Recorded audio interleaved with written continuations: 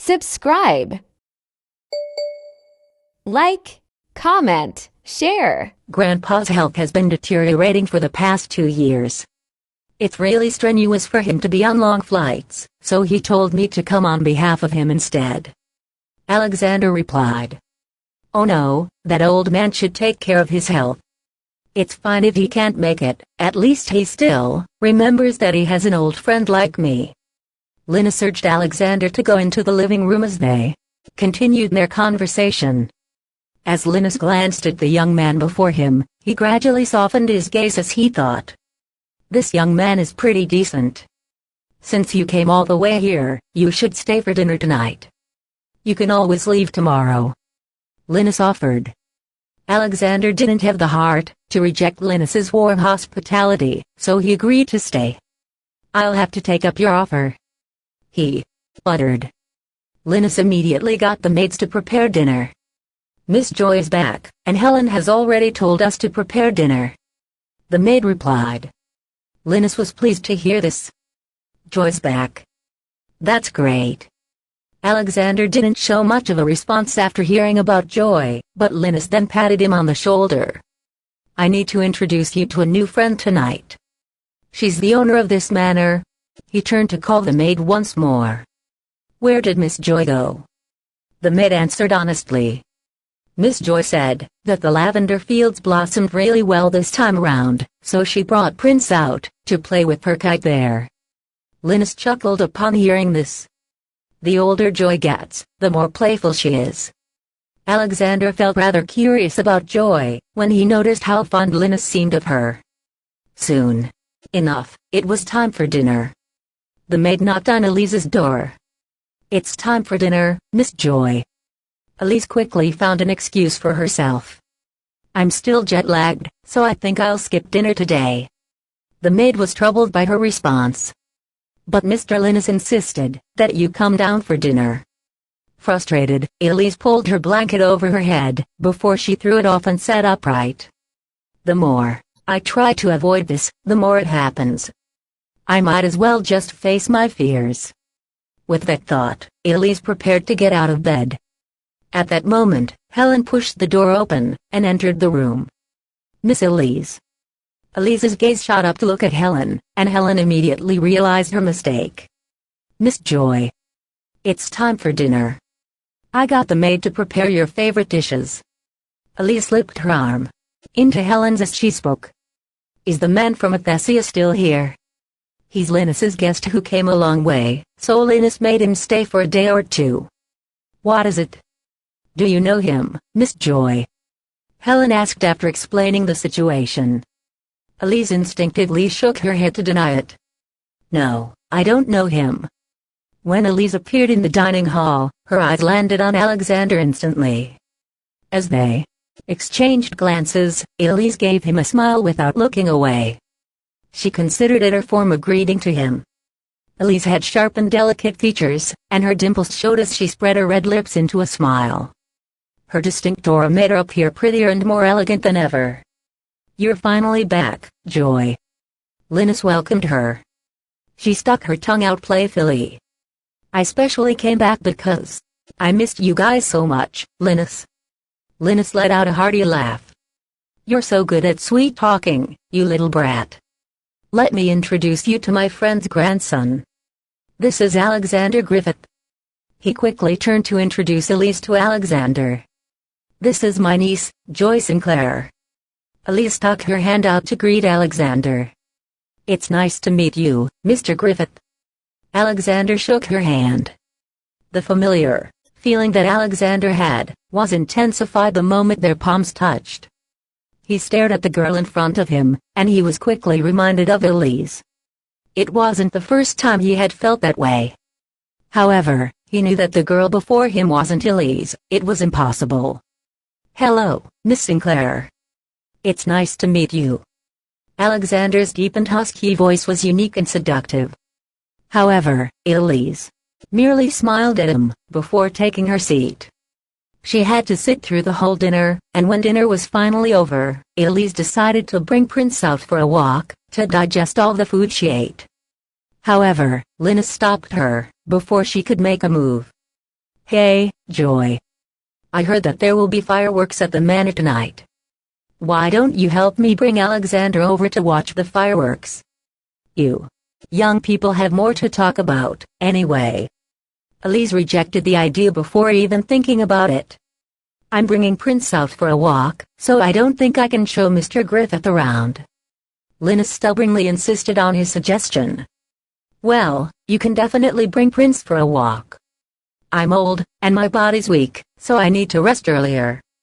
Furthermore, it's better for both of you young people to stay together than for him to hang out with an old man like me. She was about to say something else, when she met gazes with Alexander. Do you not want to bring me around for a walk, Miss Sinclair? Alexander asked with his eyes fixed on her. She no longer had the energy to reject him after that. Instead, she simply led Alexander out of the castle with Prince's leash in one hand. The two of them walked side by side with a dog tagging along beside them. Their dark figures under the dim lights made them seem especially close to each other.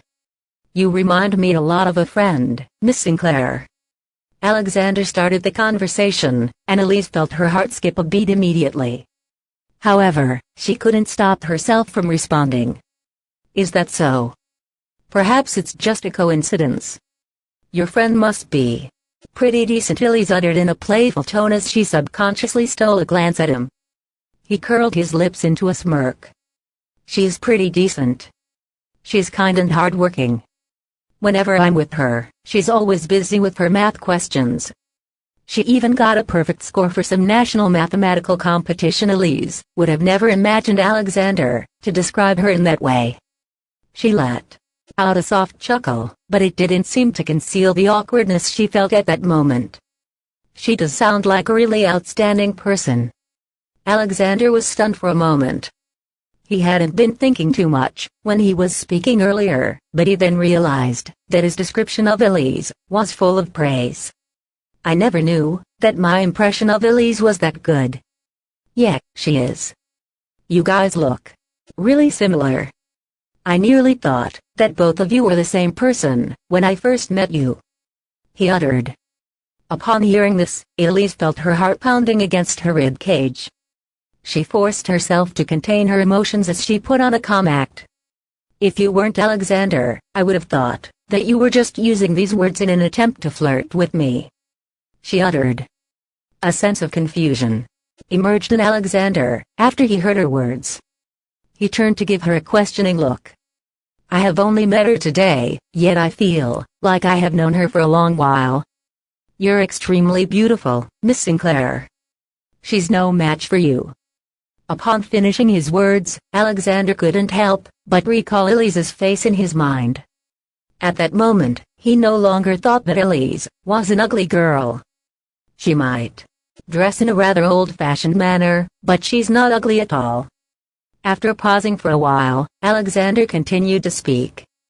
It's also such a coincidence that both of you share the same surname. If we get a chance to meet again in the future, I should introduce you to her. Elise felt herself getting anxious, so she quickly changed their topic of conversation. Linus mentioned that there will be fireworks tonight. Let me bring you over to watch them. Alexander nodded and followed behind her as she led him onto a tiny pathway. After walking along the pathway for a while, they heard noises coming from above them. Right after that, a spark of fire shot up into the sky, before erupting with a loud bang. It spread out across the sky like a large flower blooming above them. Elise couldn't help but exclaim when she saw the fireworks. It's so beautiful.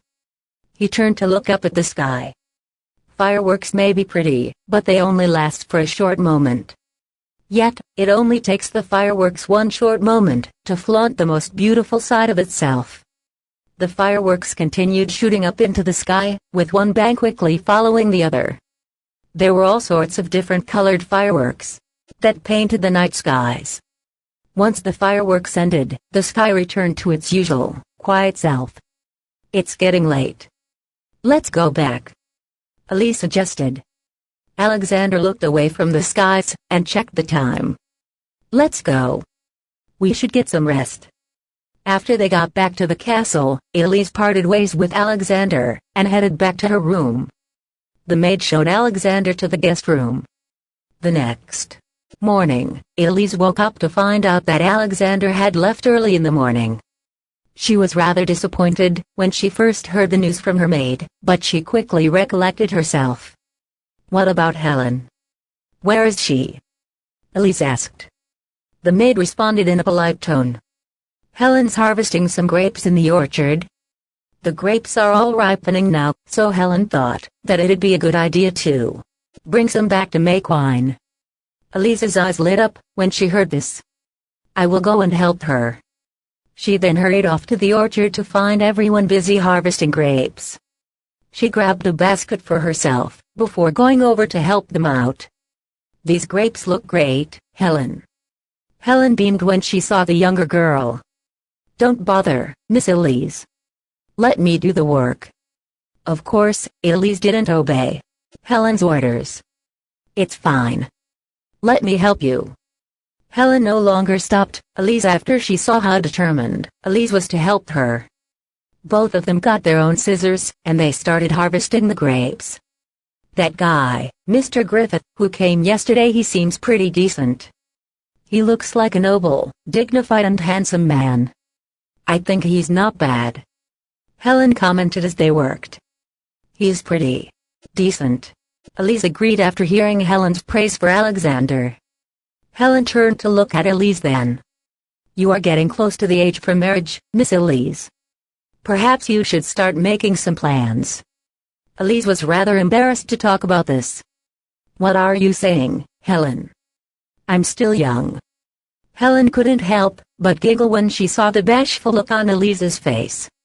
"I think you should try dating. However, it's hard for someone as perfect as you to find a man who matches your standards, Miss Elise. Only someone as handsome and outstanding as Mr. Griffith could be a good match." Elise quickly held her hand up. "You can talk about me all you wish, but don't drag him into this, Helen. I was just making an offhand comment.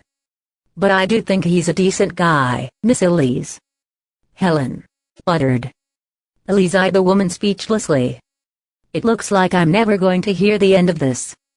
Regardless, I think you should bring a guy home the next time you are here, Miss Elise." This time, Helen spoke in a firm and serious manner, while she stroked Elise's hair. The older woman's eyes were filled with anticipation. Elise understood Helen's intentions, so she quickly comforted and reassured her. "Okay. Don't worry, Helen. I'll make sure to bring a boyfriend over the next time I'm here." Helen spread her lips into a pleasant grin when she heard Elise's words. "We will be waiting for your good news, then." After harvesting the grapes, the maids brought all of the baskets into the manor. "I'm leaving tomorrow, Helen. I don't know when I'll be coming back again," Elise uttered. Helen had a smile on her face before that, but the smile faded once she heard Elise. "You just came back. Are you leaving already? Can't you stay for a few more days?" Elise gave Helen an apologetic look. "I have other matters to handle here this time, so I can't stay for long. When I come back next round, I will make sure to spend more time with both you and Linus." Helen's spirits were utterly dampened at that point, and she turned to address Elise in a gloomy voice. "Miss Elise, this manor belongs to you, and Linus and I are merely here to care for it temporarily. You will have to take over someday." Elise wrapped an arm around Helen's shoulder. I know. I'm thankful for all the help you and Linus have given me. I'm afraid I will have to continue troubling you guys for a while."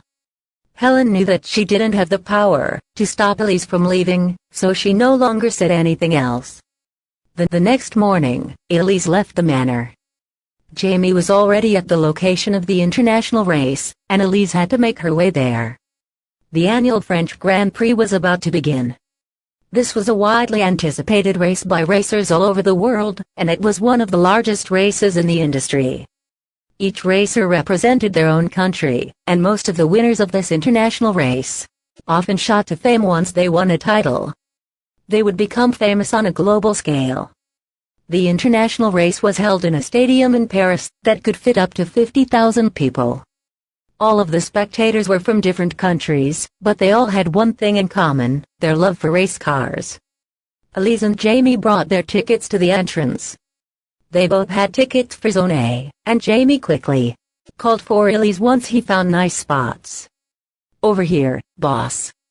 Both of them sat close to each other as the rest of the spectators swarmed into the stadium. Soon enough, all the seats around them were taken. The large stadium was extremely packed and lively.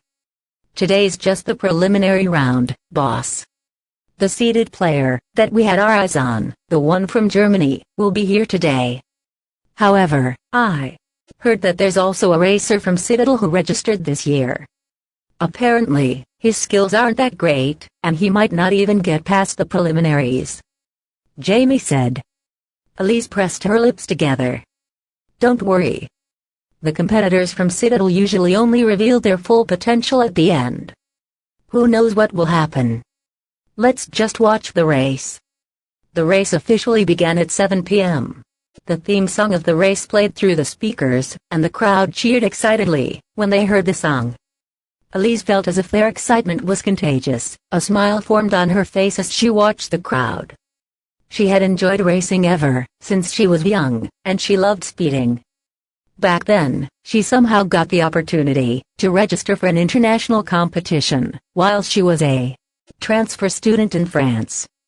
However, she hadn't expected herself to perform so well. She won first place that year. Yet, the rules in her school prohibited her from joining racing activities. After they threatened to expel her, she no longer joined any public racing competitions. At most, she would have some friendly matches with her peers. "Whoa. Number 7 is doing well. I knew he was good," Jamie cried excitedly. Number 7 was the seeded player that Jamie had been doing his research on. After the first group completed their races, Number 7 was announced as the first place.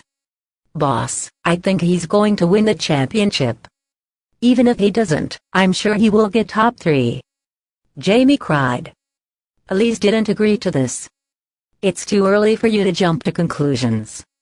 This is just the first group of racers. There are others who haven't gotten to race yet.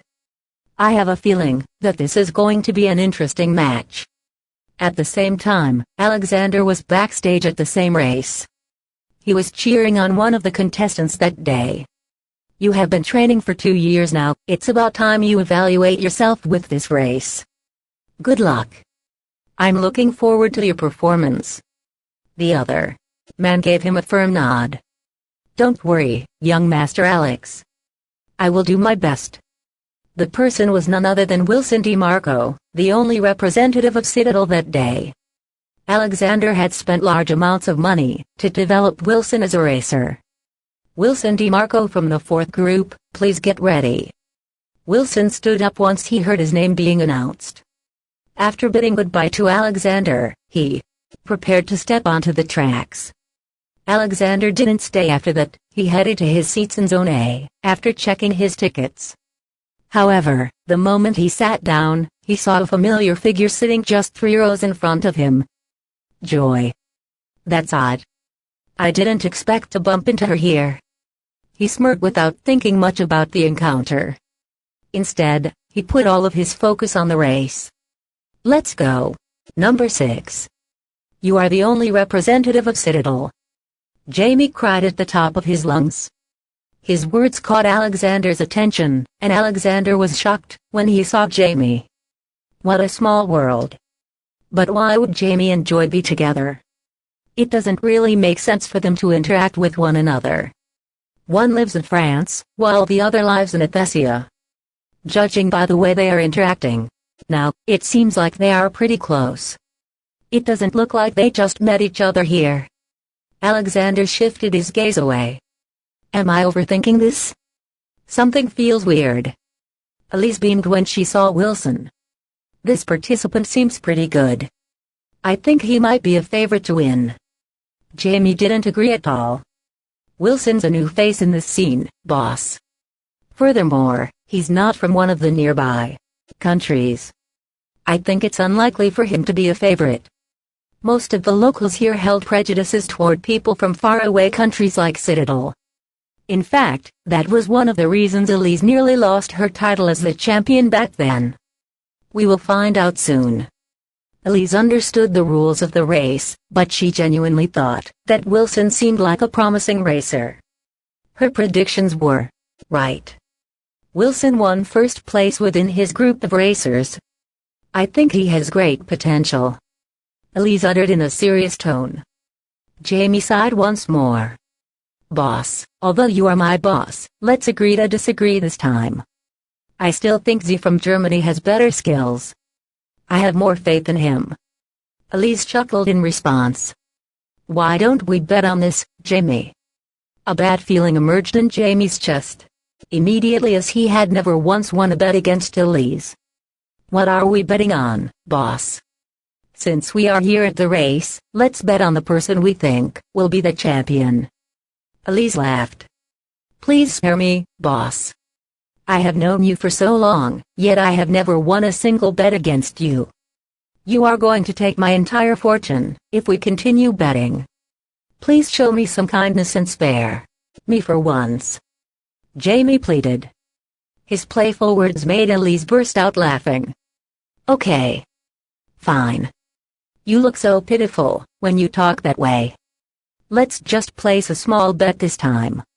Let's bet on a fancy meal. Jamie was relieved to hear that they would only be betting on a meal and nothing more. A fancy meal it is. Are you betting on Wilson, boss? Yes, Elise replied. I will bet on Z, then. Regardless of who loses today, we can't go back on our promises, okay? Once they made the deal, both of them shifted their focus back to the race. At that moment, Elise felt someone tapping on her shoulder. She turned around to find Alexander staring directly at her. She was so shocked that her eyeballs nearly popped out of her sockets. Mr. Griffith. What are you doing here? Alexander stared at her and Jamie for a while. Jamie was shocked by Alexander's glare. What a coincidence. I didn't expect to see you here, Miss Sinclair. He then turned to Jamie. Are you here to watch the competition too, Mr. Keller? It took all of Jamie's brain juice for him to generate possible stories to ensure that Elise's identity wouldn't be exposed. I happened to drop by for business, and I came over to watch this race because I heard about it. Jamie tried to keep his distance from Elise as he spoke. However, Alexander had already seen them interacting in a close manner previously. Why are they pretending as if they don't know each other now? How odd. He couldn't help but recall how Jamie and Elise used to spend time together in the Griffith residence. Images of the past were juxtaposed with scenes of the present, although Alexander didn't know what made him connect the two to each other. Do you guys know each other, Miss Sinclair? Alexander asked. Elise immediately felt a chilly breeze from behind her. However, she didn't seem like she had anything to hide. I got a seat next to Mr. Keller, and he happens to be from Citadel as well. That's why I spoke to him. I guess you could say that we know each other. Her narrative was flawless. If it were any other day, Alexander might have bought her story. However, there had been too many coincidences at that point. Something told him that the situation wasn't as simple as it appeared to be. His gut feeling told him that Jamie and Elise knew each other, but he didn't expose them. I didn't expect a wealthy woman like you to enjoy watching races, Miss Sinclair. You have surprised me, Alexander said instead. Elise had a response prepared for this. It's just an interest point. I can't say that I'm a die-hard fan of this sport. What about you, Mr. Griffith? Did you come to France just for this competition? That's exactly right, Alexander muttered. Elise was about to say something else, but the next race had already begun, so she shifted her focus onto the tracks, while Alexander returned to his seat. What is he doing here, boss? Jamie whispered. Elise sat straight and maintained her posture as she hissed in Jamie's direction. Shut up and watch the show. You'll have to buy me a meal if you lose. Only then did Jamie focus on the game with his mouth sealed. By the time the race was over, Alexander was long gone. Elise stole a few glances at the seats behind her, and she assumed that Alexander had left when she couldn't see him anywhere. Jamie dragged his feet gloomily. Didn't everyone say that Z was a favorite to win? He isn't even that great. I can't believe he only got third place in the preliminaries. I don't think he's going to be the champion, Jamie uttered dejectedly before turning to Elise. What sort of superpowers do you have, boss? How on earth did you recognize the potential in Wilson? His skills are much more refined than the rest of the competitors. If everything goes right, he might just be the champion this year. After Jamie finished his long speech, he realized that he would have to buy Elise a meal. That made him feel even worse. Why am I always losing? I'm not too sure about him getting first place, but I dare say that he will be in the top 3. After Elise provided her solid opinion on the matter, both of them walked toward the exit with Elise leading the way. As they were heading out, Elise noticed something from the corner of her eye. She saw Alexander standing beside Wilson, and she was immediately intrigued. Hey, Jamie. I need to use the washroom. Why don't you wait for me outside? Jamie didn't seem to suspect anything. Go ahead, then. I will wait for you at the exit. After that, Elise made her way toward the washroom with her gaze still fixed upon Alexander. She ended up hiding in a corner, where she could hear Alexander's voice. You did pretty well today. You just need to be a little more stable.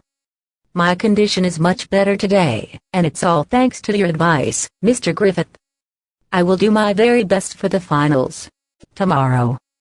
Wilson replied in a humble tone. Alexander patted him on the shoulder. Go get some rest. Once their conversation was over, Wilson walked off. Elise seemed to have understood something after hearing their exchange. Could Wilson be under Alexander? Does that mean that Alexander has been secretly training a race car driver to participate in this international event? Elise figured that it was something that Alexander would do. She could tell that Alexander was a fan of racing, after all. Elise had no intention to stay any longer, so she walked toward another exit to leave the stadium. However, she had only taken a few steps when she saw Alexander walking toward her. They came face to face with each other, and Elise greeted him, since she had no reason to avoid him. Hello, Mr. Griffith. What a coincidence. We meet again. This time, Alexander took a long thoughtful glance at the woman before his eyes. I just realized something. Joy gives me a strong sense of familiarity, because she gives off an aura that's similar to Elise's. Furthermore, Joy's jet black eyes remind me of Sarah. Joy is like a combination of Elise and Sarah. This realization came as a shock to Alexander. Are you heading back now, Miss Sinclair? Elise nodded. The event is over for today, after all. I will be here to watch the finals tomorrow. He nodded in agreement. I will see you tomorrow, then. See you. She waved. Their shoulders brushed past each other as they both headed in different directions. Once Elise got to the exit, she looked around for Jamie, but before she could find him, she heard the sound of a gunshot coming from inside the stadium. The gunshot was followed by a series of screams, and the crowd descended into havoc as everyone charged frantically toward the exit. Elise was dumbfounded. Why would there be the sound of a gunshot at a place like this? Alexander's still in there. Upon that thought, she no longer cared about anything else. She went against the flow of the crowd as she ran into the stadium. Tons of people bumped into her, yet it didn't seem to slow her down, and she continued running into the stadium. Suddenly, she tripped on something, and flew forward to crash directly onto the ground. Ouch! She cried out in pain when someone accidentally stepped on her. Right after that, she hastily scrambled to her feet. However, people continued to bump into her as they rushed out of the stadium. She was nearly shoved against the wall, when a large hand reached out and held onto her waist. Both of their bodies struck the wall, but Alexander blocked the impact by holding her close to his body. "Are you okay, Miss Sinclair?" He had just walked out of the stadium, but he happened to see Elise falling onto the ground. He initially figured that he would mind his own business, but he had second thoughts after he recalled that Joy was his grandfather's friend's niece. He thought that it'd be rude of him if he were to walk off without offering help, so he hurried over to her. Meanwhile, Elise felt her heart racing as she stared at the man right in front of her eyes. All the subconscious worries that lingered in her mind seemed to have been resolved at that very moment. "I think I have fallen for Alexander. As much as I don't want to admit this, it seems to be the truth. I wouldn't have run in to look for him in such a dangerous situation if I didn't like him." Once she realized her feelings for him, she instinctively pushed him away. "I'm fine." Right after she finished speaking, the sound of a gunshot came from behind them. The crowd seemed to panic even more after hearing the second gunshot, and they all charged toward the exit. Alexander did the same thing. He grabbed Elise's arm and ran without any hesitation. She followed the crowd, and it felt like they had run for ages before they finally came to a halt. I can't run anymore," she uttered between breaths. Alexander looked at her before looking around him. "I think we should be safe here." Elise's legs turned to jelly after she heard his words. Her adrenaline was what kept her going for so long. "Thank you for what you did earlier," she said in a sincere manner. However, Alexander didn't seem to pay much attention to her words. "I wonder what happened. It's legal to own guns in France, but I don't think it's safe to come here anymore. You shouldn't watch the competition tomorrow. Let me send you back to the manor." Elise immediately rejected his offer. "No, it's fine. I don't want to go back yet." He raised an eyebrow as he gazed at Elise with a look of surprise. "For the sake of your safety, I don't think you should come again tomorrow. It's just a competition, after all. You can watch it next year, if you miss it this year. There's always a next time." Elise nodded. "I got it. Thank you, Mr. Griffith." She looked away from him after that. Ever since she realized her true feelings for him, she felt especially nervous about spending time with him when it was just the two of them. Something struck her at that moment, and she quickly reached into her pocket to pull her phone out before giving Jamie a call. However, Jamie didn't pick his phone up after it rang for a long while. She knitted her brows as she started to feel worried. "Is something the matter?" Alexander asked. Elise parted her lips to speak, but she bit her tongue at the very last second. Alexander noticed that she seemed rather hesitant. "It's fine if you don't want to tell me about it," he offered. Elise hadn't intended to tell him about her concern, but she figured that she had to do it for the sake of Jamie's safety. "Jamie is still somewhere in there. I can't contact him." Alexander quickly understood her concerns after he heard what she said, but he didn't do much apart from offering some words of comfort. "He's a grown man, so he should be fine. Don't worry. You can try calling him after a while. If you still can't contact him, I will walk around to look for him with you." She nodded before making a few more calls to Jamie. After a few consecutive calls, Jamie finally picked the phone up. "Where are you, boss? Are you okay?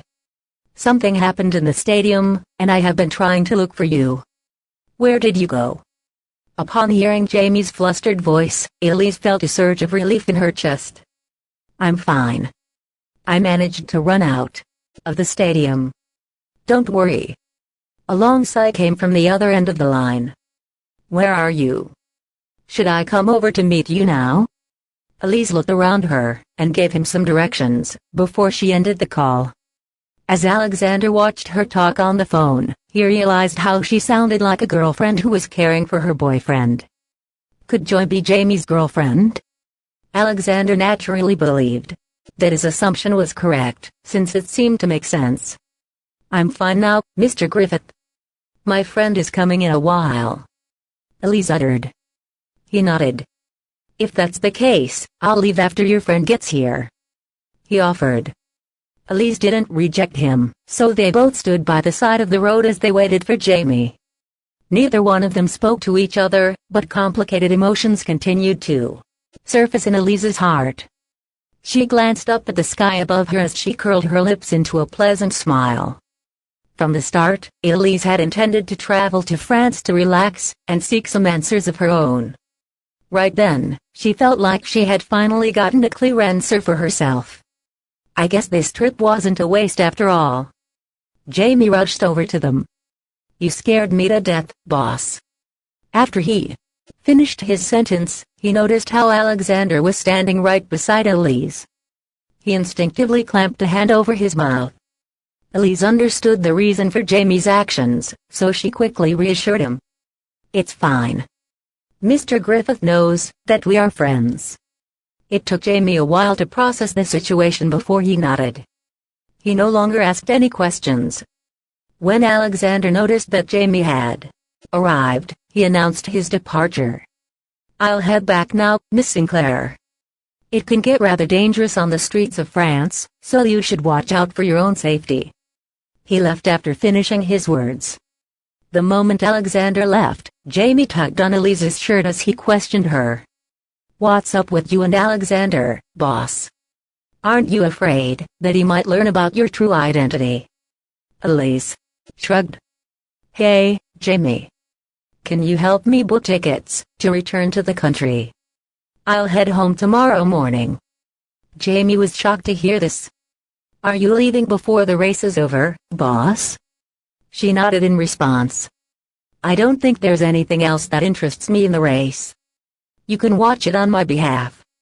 I have found the answer in my heart, and everything's much clearer to me now. That's why I know that it's time to head home. Jamie had no idea what she meant, but he figured that it must be something too deep for him to comprehend. Although he didn't know what was going on, he still had to follow his boss's orders.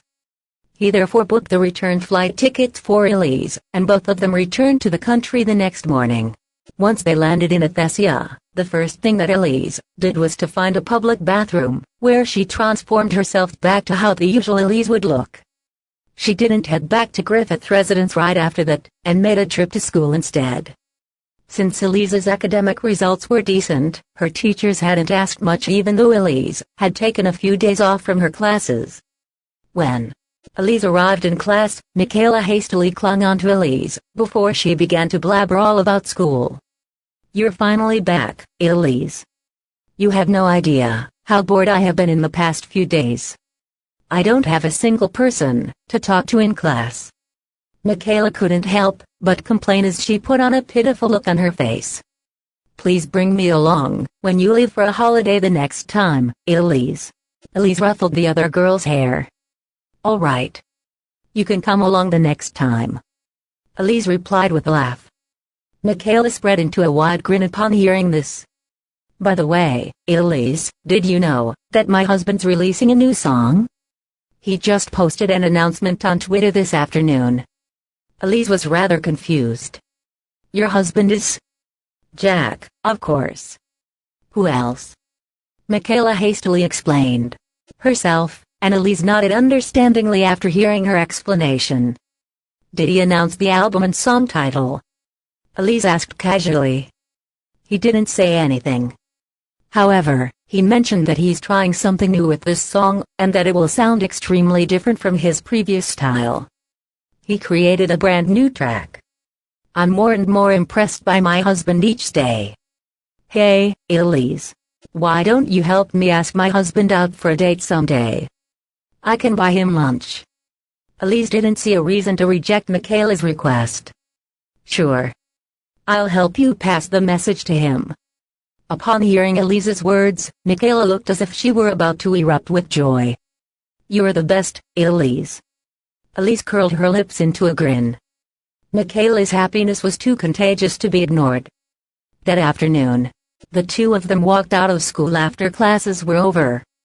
Elise waved Michaela goodbye as they parted ways, and she watched Michaela disappearing into the distance before she made her way toward Griffith residence. However, Noel snuck up from behind Elise right after Michaela left. You were the one who wrote Jack's new song, right, Elise? Noel started off with a question once he appeared in front of Elise. His tone was flat and calm, it didn't reveal a hint of emotion.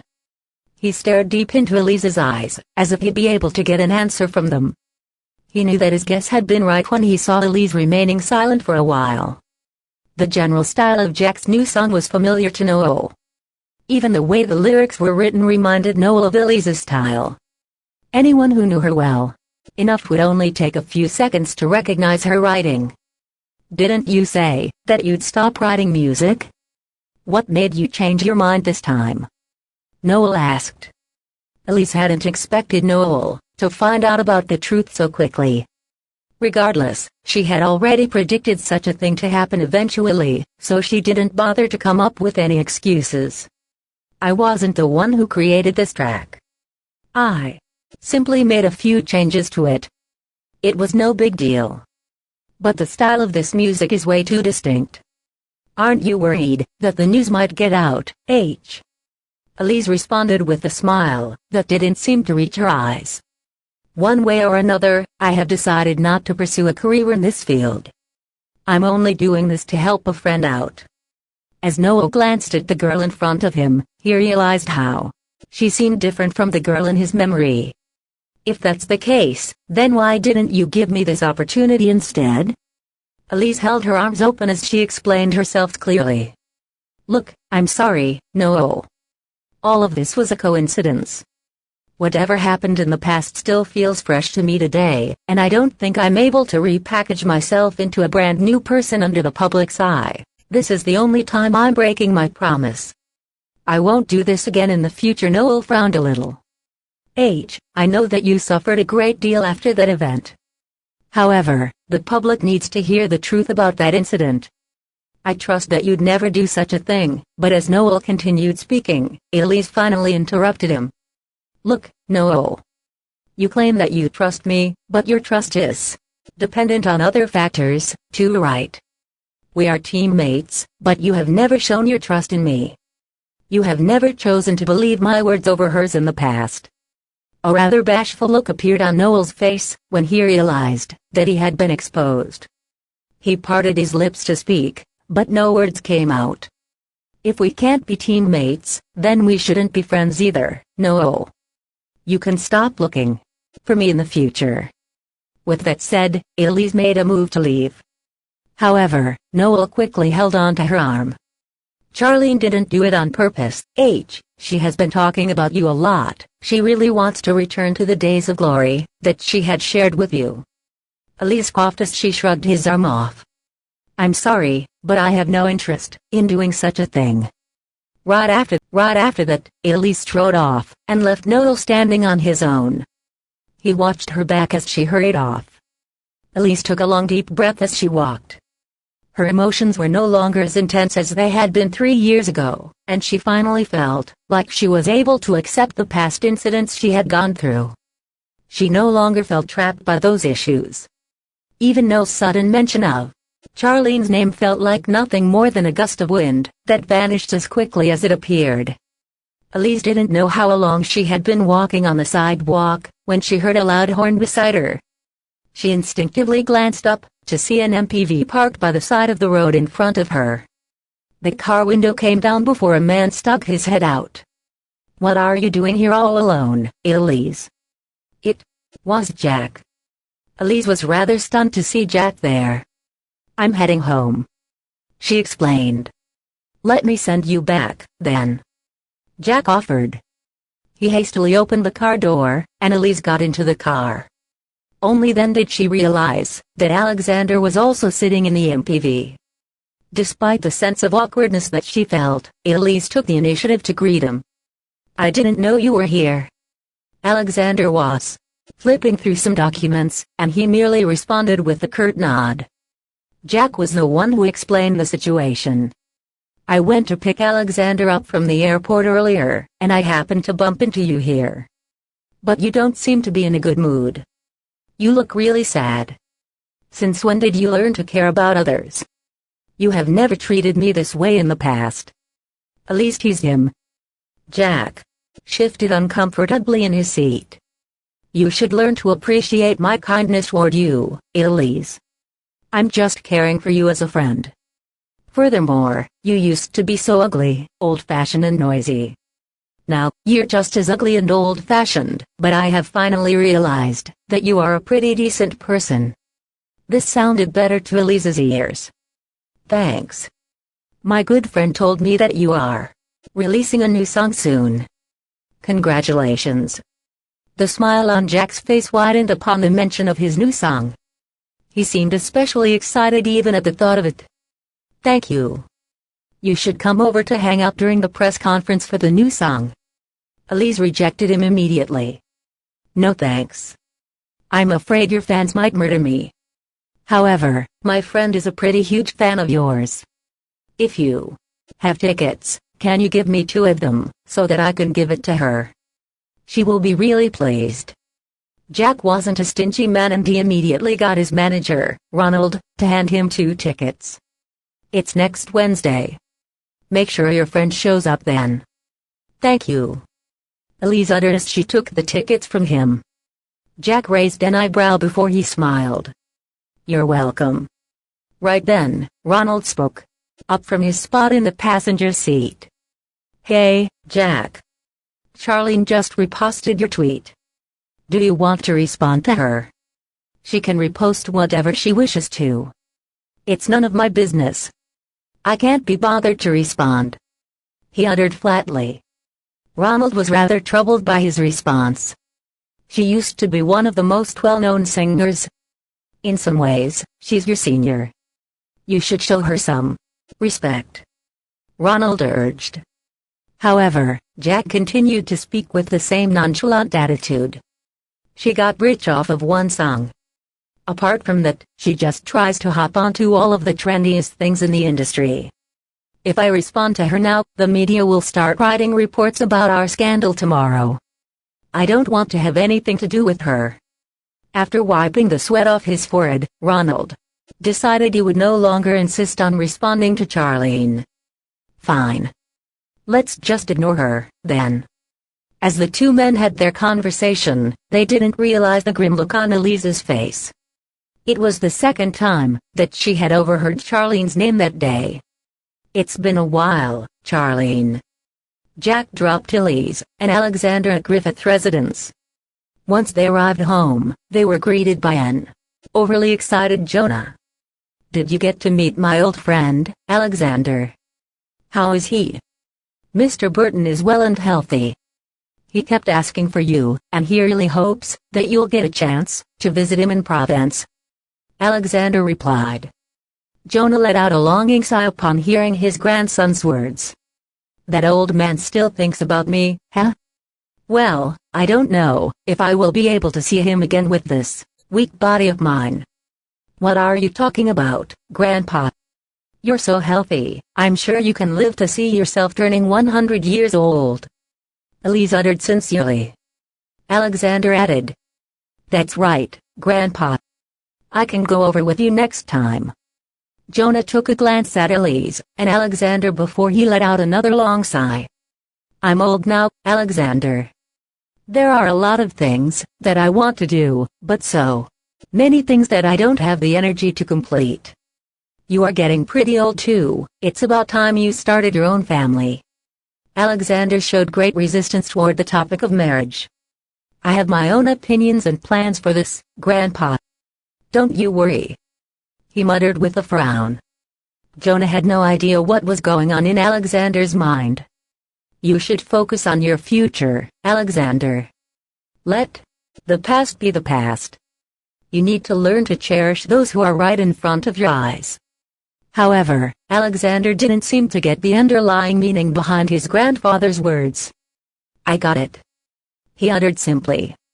Elise, on the other hand, seemed to notice something.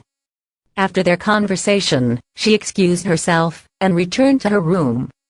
I can't believe I have been here for 6 months already. Now, I might miss this place too much if I were to leave. Once Alexander and Elise retreated to their own rooms, Jonah picked the phone up to make an international call. Both the kids are home, Linus. That's great. I had been worried about them, but I'm glad to hear that they both got home. By the way, your grandson seems like a decent guy. I think he'd be a good match for my girl. Jonah was pleased to hear this, and he laughed heartily before responding. I have told you about this before. I'm certain that I want Elise as my daughter-in-law. It's just a matter of time before this happens. You are a cunning old man, eh? Well, just to make things clear, I'll never let Alexander go, if he dares to mistreat my Elise, okay? Jonah nodded in agreement. You don't need to do it on your own. If that brat ever wrongs my precious Elise, I will give him a good spanking. Linus seemed pleased to hear this. You'd better stick to your word, old man. Midway through their conversation, Jonah began to frown as he recalled his concerns. Hey, Linus. Since we are on this topic, I just realized that both the kids hasn't shown much progress despite our huge efforts to bring them together. You used to be a pro in relationships. You were practically undefeated when it came to girls. Do you have any tricks on how to bring them together? Linus chuckled upon hearing Jonah's words. I can't believe you are asking me for help, old man. Jonah had to maintain his pride. I'm not asking for help. I'm just telling you to act as the middleman who creates sparks between them. Linus scoffed. You are so harsh with your words. Back when I was young, Linus was about to continue, when Helen entered the room. He had no choice but to swallow his words and return to his cowardly self. Okay. Teenagers mingle around better with one another, so we should get them to do that. We old men shouldn't butt in. However, you should get your grandson to feel a sense of urgency. My precious Elise is a really wonderful woman. You'd never find someone as good if you let her go. After finishing his words, Linus ended the call, leaving Jonah with the beeping sound of the dial tone. Jonah was determined. It seems like I have to work harder to bring the two of them together. I'll start getting worried if their relationship doesn't go anywhere soon. Immediately after that, Jonah came up with a plan. He called the housekeeper to come over, and they both whispered into each other's ears for a while. At the same time, Matthew, who had been standing by the corner of the stairs, overheard all of their conversations. His face darkened. So, Grandpa had plans of matchmaking Alexander and Elise all along. That way, he'd be able to transfer the Griffith family's shares to her. Yet, I've been making an issue about Elise. My plans have gone wrong this time round. Matthew clutched his fists silently. If Grandpa never had any plans for me to begin with, then what's the purpose of me staying in this household? After all, I'm nothing but an illegitimate son to these people. A malicious smirk formed on Matthew's face as his gaze darkened. The next day, Elise handed the tickets that she had gotten from Jack to Michaela once she arrived at school. Here you go. Tickets to your husband's press conference for his new song. Michaela's eyes lit up immediately. Oh my gosh. I love you, Elise. I queued on his official website for hours last night, but I still didn't manage to buy the tickets in the end. I was so close to buying it at a higher price. I can't believe you got tickets for me. Jack gave them to me. Elise uttered without bothering to conceal the truth. Michaela was even more excited upon hearing this. Are you serious? Did my husband give them to you? He's so kind. He gave me tickets because he knew I couldn't get them. Upon finishing her words, Michaela gave the tickets a huge and wet kiss. Elise shook her head helplessly, then shifted her gaze back to her question paper. Ever since Samantha got into the production team and Riley stopped coming for classes, Elise was able to place all of her focus on her studies. She was enjoying her school life. On the day of Jack's press conference for his new song, Michaela successfully dragged Elise over to the event. Jack's new song was to be released at 2 p.m., but the entire hall was already filled with people at 12 noon. Most of the people were Jack's fans from all over the country. With the tickets in her hand, Michaela led Elise to the entrance. Jack's tickets were front row spots, and Michaela was extremely excited when she found out that she was seated in the second row. I'm so close to my husband. I'll get to see him in close proximity later. Elise wasn't interested in the entire event, so she simply pulled her phone out. At that moment, she saw a local news article that was recommended to her. She didn't pay much attention to it at first, but when she saw that the title of the article had the words "Griffith Group," she looked at it for a second time, before tapping on it.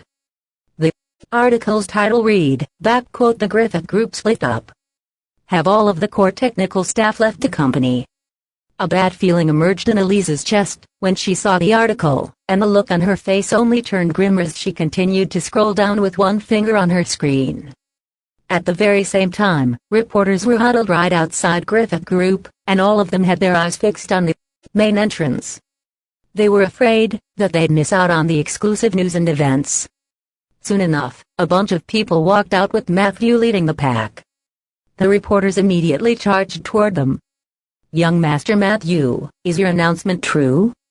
Are you really cutting all ties with Griffith Group? Are you going to go independent and leave the Griffith family completely?" One asked. "Young Master Matthew, you are taking away all of the core technical staff of Griffith Group, and you will cause Griffith Group a major loss. Do you feel like this is rather immoral of you?" Another asked. "Griffith Group is a large family, and you are one of them. Yet, you seem to be attempting to destroy the harmony of the family. Could you be facing your own struggles that you are hiding from the public? Please answer our questions, young Master Matthew." The reporters bombarded him with questions, and Matthew simply turned to the camera, before curling his lips into a sinister smirk. "I think everything that happened between the Griffith family needs to come to an end today. Today, I'm officially leaving the Griffith Group and its board of directors. I will no longer play a role in this company. Aside from that, Global Trading Company will also have its official opening today. From today onward, I hope to learn as much as I can from everyone." After he finished speaking, Matthew led the rest of his men as they sauntered out of the company. His actions were extremely bold, and the staff members of Griffith Group were all nervous because of the incident. Alexander watched the entire live stream from his office on the top floor, but his expression didn't reveal any hint of emotion. "Young Master Matthew has taken away all of the core members of our technical department and a few of the best workers in our sales department. Half of the core members of the other departments have left along with them. It looks like this was planned out all along." Cameron hissed angrily. They had been vigilant toward Matthew all along, but they hadn't expected Matthew to act so quickly. "The staff members are panicking, young Master Alex. I think you should make an announcement before things get out of hand," Cameron continued. However, there was no anxiousness to be heard in Alexander's voice. "There's no big deal. I will just treat this as a purge for the company. I'd like to see how many secret traders Matthew has planted in our company throughout these years. I want you to get a sum of all the people who have left each department. Once you are done with that, you can promote our own people to take over the positions that are empty." "I got it, young Master Alexander. I will do it now." Cameron's actions were quick, but he couldn't do much to stop the news articles from trending. Furthermore, even the Griffith Group's shares were impacted as they remained on a low for extended periods of time. When Jonah saw the news from his couch in Griffith residence, he threw a massive tantrum. "Go and get all of them back home now," he howled. The housekeeper quickly nodded, before she made phone calls to contact all of the young masters. "Please come back now, young Master Alexander. Your grandfather is throwing a huge tantrum. What young Master Matthew did was too much." Alexander's gaze darkened as he picked his car keys up and headed out of his office. "Try to calm Grandpa down. I will be there soon." After ending the call, Alexander took large strides to leave the company. To his surprise, he was surrounded by tons of reporters the moment he stepped out. No matter how much the reporters tried to question him, he kept his mouth sealed. 30 minutes later, all of the Griffith siblings, everyone except Jack, had arrived in Griffith residence. Danny was the youngest child, and he had never been involved in matters related to the business. However, he could no longer remain in the background after Matthew did such an atrocious thing that impacted the entire family. Matthew's too much, Grandpa. Who does he think we are? How could he do such a thing? Has he never considered the family's well-being? Well, I guess he's nothing more than an illegitimate child who will never be recognized as one of us. Perhaps that explains it. Danny uttered. Danny. Brendan stopped his brother. Your words are too harsh. We are all brothers after all. But, are we brothers to Matthew? If he genuinely sees us as his brothers, he wouldn't do such a thing, would he? Danny retorted. Brendan knitted his brows. Regardless, let's wait for Alexander to come home. Danny's blood was boiling, but he had no choice but to keep his mouth shut and bite his tongue for the time being. Pin-drop silence filled the living hall as no one else volunteered to speak. After that, soon enough, they heard the sound of a car pulling up in front of the house. Alexander had reached home, and everyone felt a surge of relief the moment he walked into the hall. He rushed directly to Jonah. Grandpa. Jonah looked up to stare at him.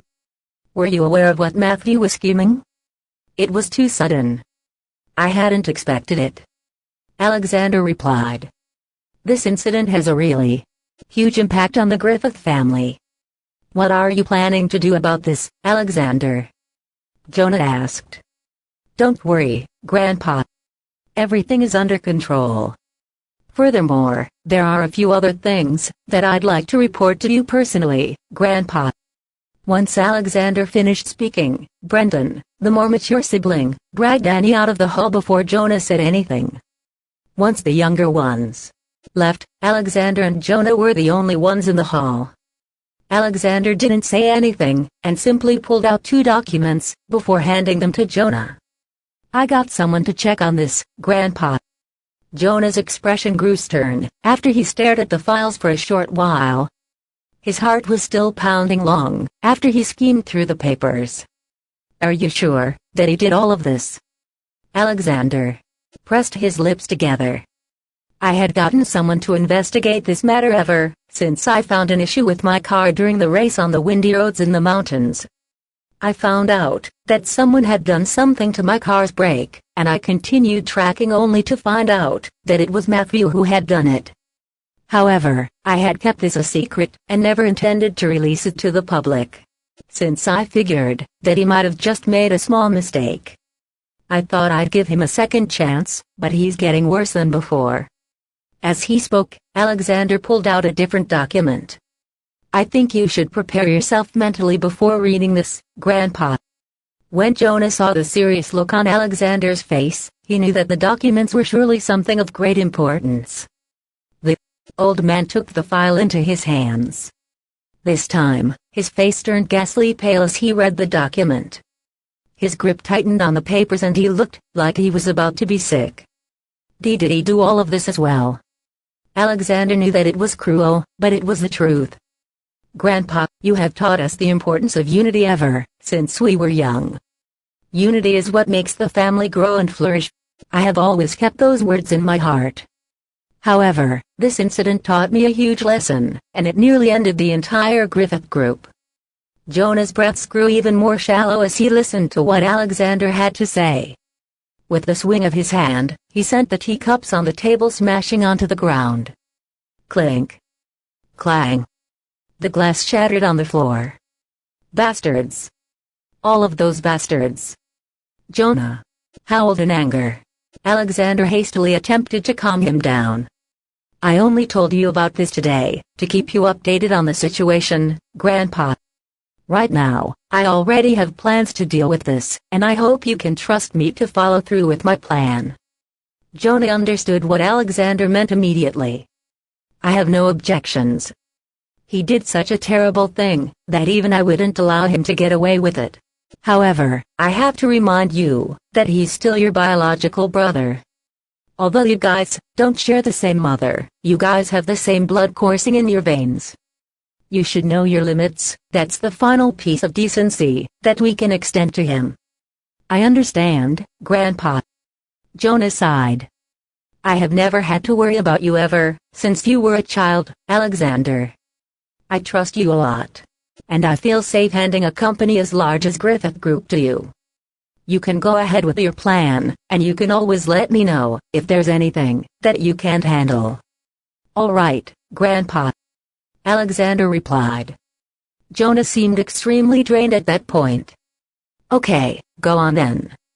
You should handle this matter now. Alexander excused himself, and Jonah was left alone in the large hall. He gazed up at the ceiling above his head as he sighed. Karma is real. When Elise got back to Griffith residence, she instantly sensed the distinct heaviness in the household. She bumped into Alexander, who was walking out as she entered the house. How are things in the company now? She was the first to initiate conversation. Alexander gave her a look that calmed her down. Don't worry. Everything will be fine. Do you need any help? She asked. He was about to reject her, but he surprised himself by nodding after he saw the anticipation in her eyes. Elise quickly followed him, after seeing his response. Once they got in the car, Alexander handed her a stack of documents. I need you to organize these documents. I'll need it for a meeting today. Elise flipped the files open, and began to go through them without asking much. She put her full focus on reading the documents, and she held a pen in her hand, to highlight the parts that were important. Alexander felt rather glad to see her so focused. How are things at the company, Cameron? Cameron hesitated for a moment before speaking. A few of our larger clients went off with the young Master Matthew, and they requested to terminate their contracts with us.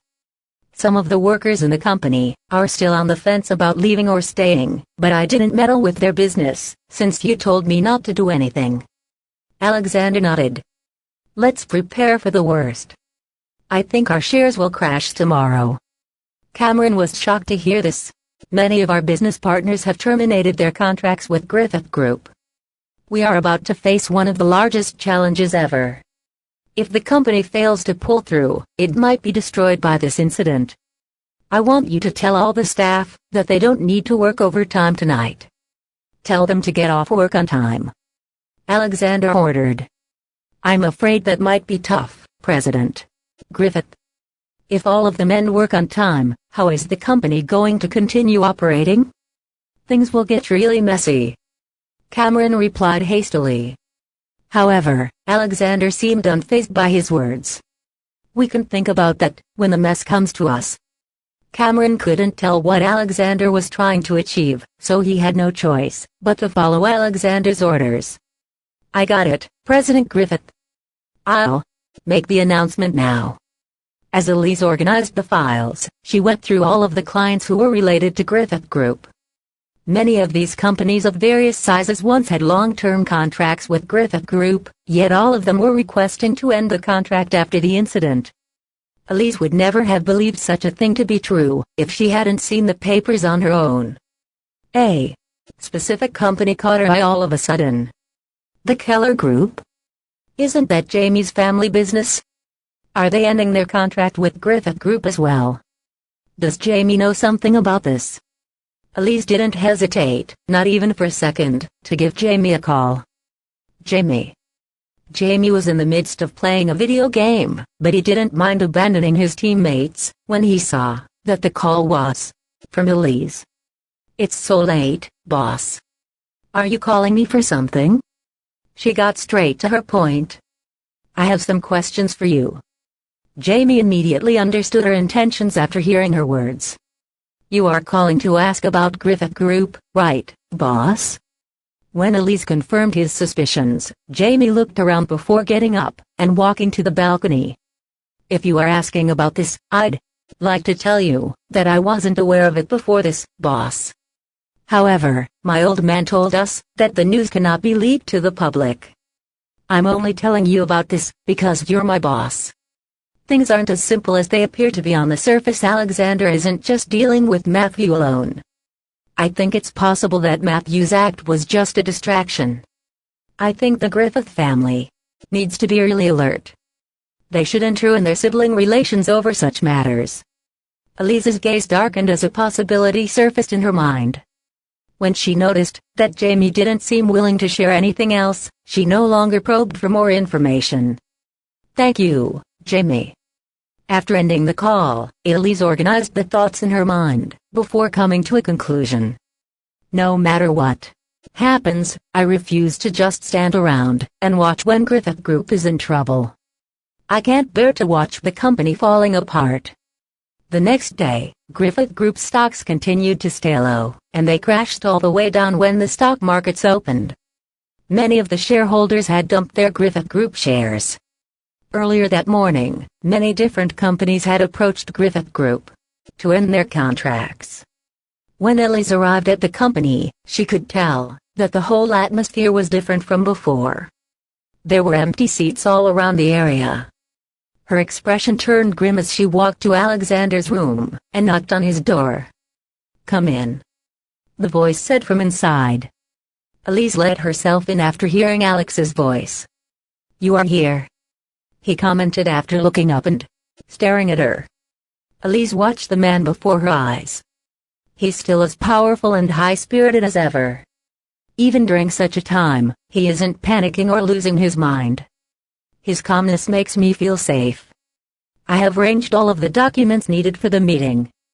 There are a few new client appointments and I have put them into your schedule too.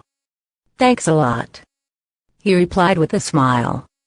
She didn't ask or say anything else, but merely gave him a smile before leaving the room. Throughout the day, Elise was extremely busy as she took many matters into her hands. She was someone who had to ensure the quality of her work, and she quickly lost track of time as she was too immersed in her work. She didn't stop to rest even after the sun went down. It was nearly 11 p.m., and most of the other people in the company had left. The only room still well lit was the office on the highest floor. When Alexander walked out of his office, he saw Elise with her head resting against the table as she took a nap. He instinctively slowed his footsteps to tiptoe around the office, just so that he wouldn't wake her up. He slowly made his way toward her, and he glanced down at her sleeping face from above. At that moment, he felt his heart melting for her. After years and years of being solitary at work, Alexander had gotten used to dealing with all the harshest matters on his own. He had never known what it felt like to have someone quietly supporting him by his side. Yet, he could sense a special sort of warmth coming from Elise right then.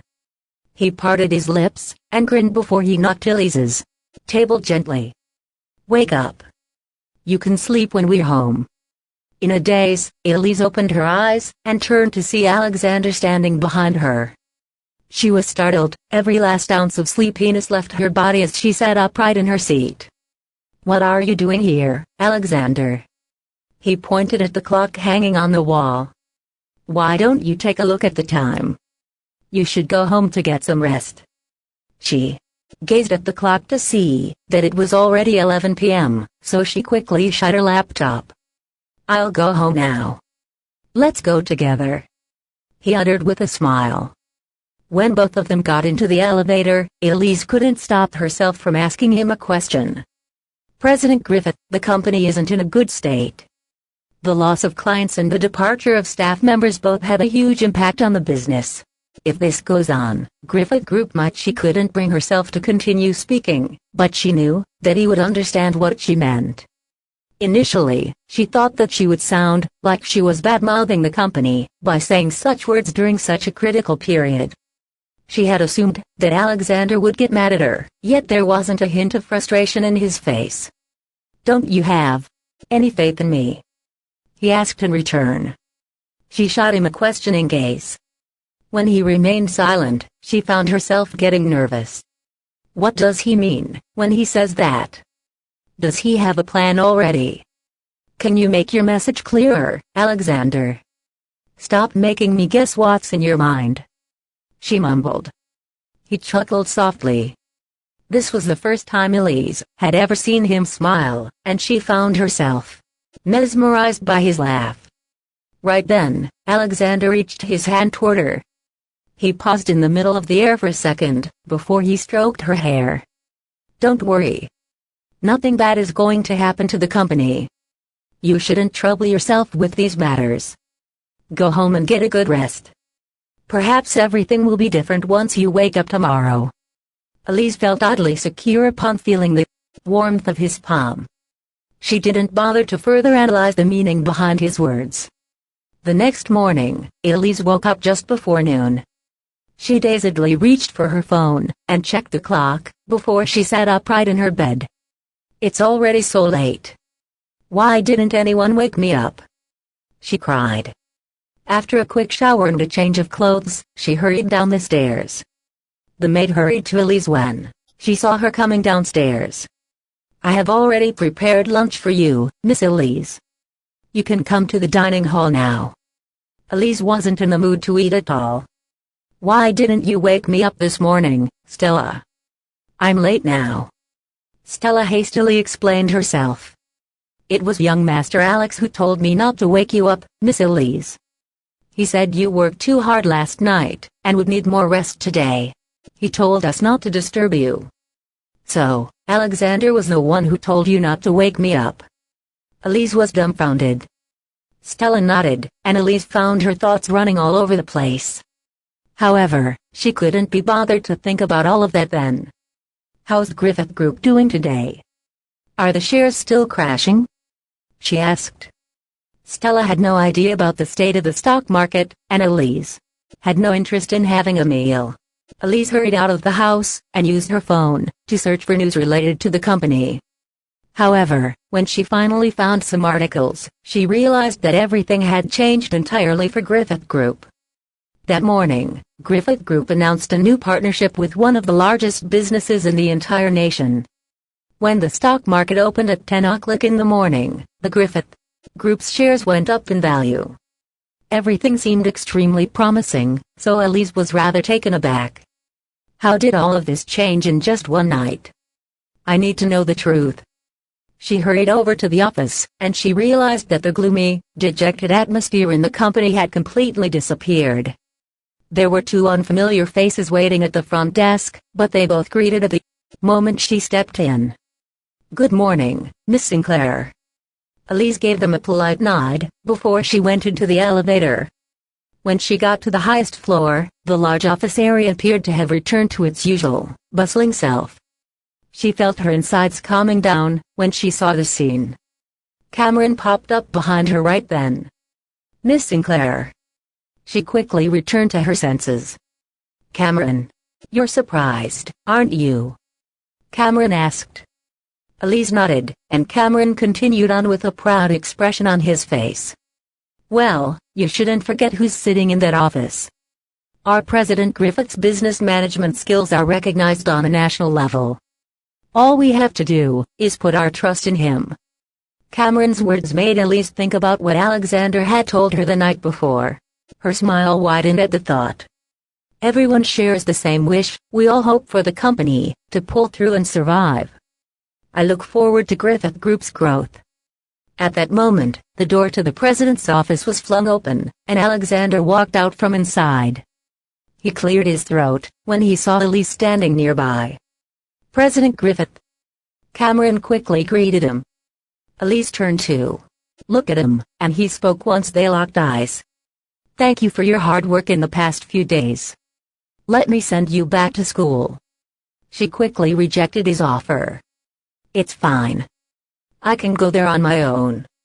You must have a lot of other things to handle in the office, so you should go ahead and finish your work. Also, I need to hand my work over to the new colleagues before I leave. I will help Miss Sinclair with that, President Griffith. Cameron said with a smile. Both Cameron and Elise went over to Elise's seat. After arranging all of the documents and handing it over, Elise got ready to leave the office. To her surprise, she found Alexander standing in front of her the moment she looked up. Is anything the matter, Alexander? He raised an arm to look at his watch. It's lunchtime. Let's go for a meal. He uttered boldly. She was about to reject him, but her belly began to rumble the moment she heard him talk about lunch.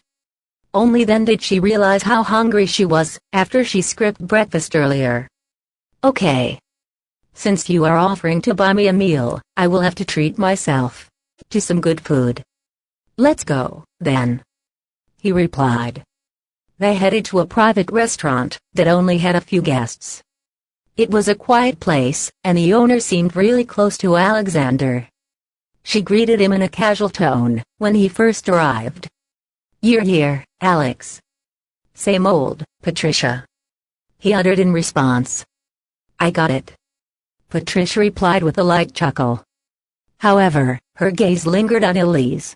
Patricia was a smart woman, so she headed off to the kitchen without saying much. Alexander said, "Patricia's my mother's friend. She's a good cook, and I come over sometimes to have lunch. You should try her dishes." Elise nodded. "Sure. Any recommendation from you can't be bad." Alexander arched his eyebrow and chuckled. "Don't blame me if you don't like it though." "Okay."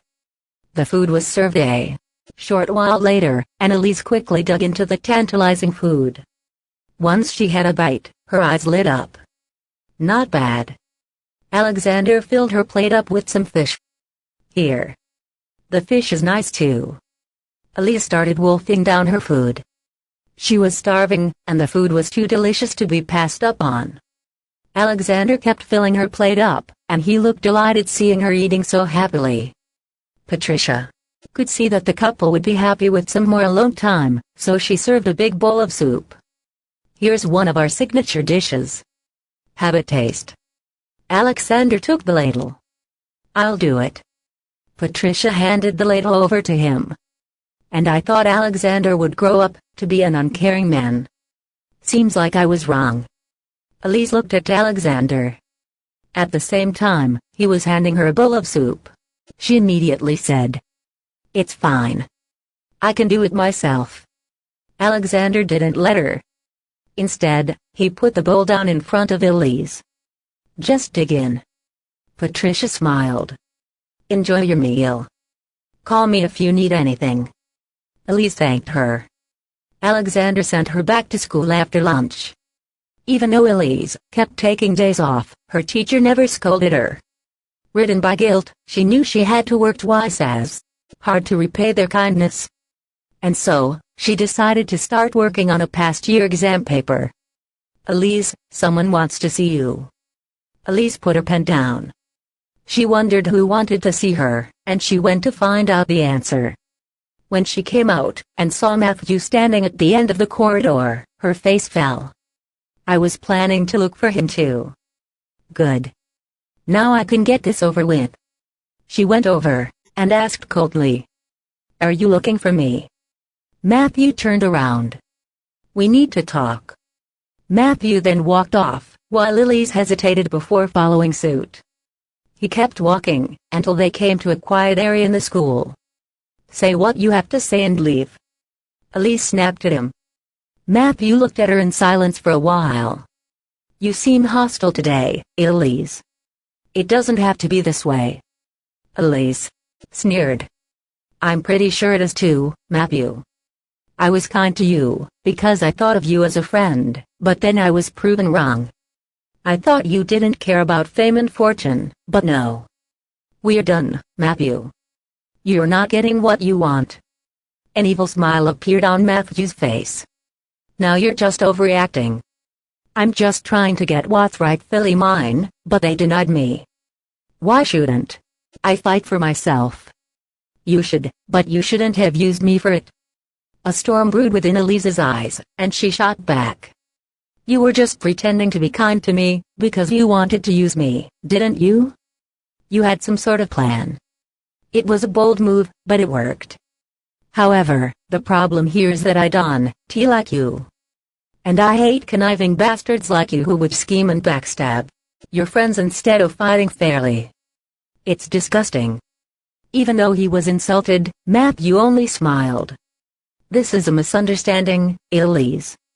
Don't call my name, Matthew. We aren't as close as you think." Matthew shrugged. "And how do you know I was pretending? I might just like you for real." Elise stopped him before he could say anything. "Hold it right there. Keep this up and you might even believe that lie yourself. The best lies are the ones that even the liar themselves believe. You don't have to go that far." Matthew squinted and was trying to come up with a reply, but Elise didn't want to waste any more time with him. I don't know what you want from me, but I'm telling you, now that I want nothing to do with you or your plans. If you try to use me again, I will make sure you lose everything you have. Elise was speaking calmly, but Matthew could feel the ferocity hidden under her calm demeanor. She isn't kidding. At that moment, Matthew realized that he didn't know Elise that much. On top of it, he realized he had no way of convincing her. That threw a wrench in his plans. He had come up with a lot of possibilities, but none of them included Elise shutting him down so absolutely. That's all I have to say, Matthew. Don't try to use me again. She was about to leave, but Matthew stopped her. Hold on. She stopped in her tracks. Anything else you want? Matthew stared at her back. Can't you take my side? If you work with me, I can give you anything you want. Elise turned around and gazed at him. No, you can't. And I don't need you to give me anything I want, because you are just a nobody to me. We're done, Matthew. She strode back to her classroom without saying another word. After she left, Matthew felt a void forming in his heart. He never had that feeling before, but now he could clearly taste it, and he clenched his fists. Why is everyone taking your side, Alexander? Am I that much worse compared to you? Will everything change if you die? Subscribe. Like, comment, share.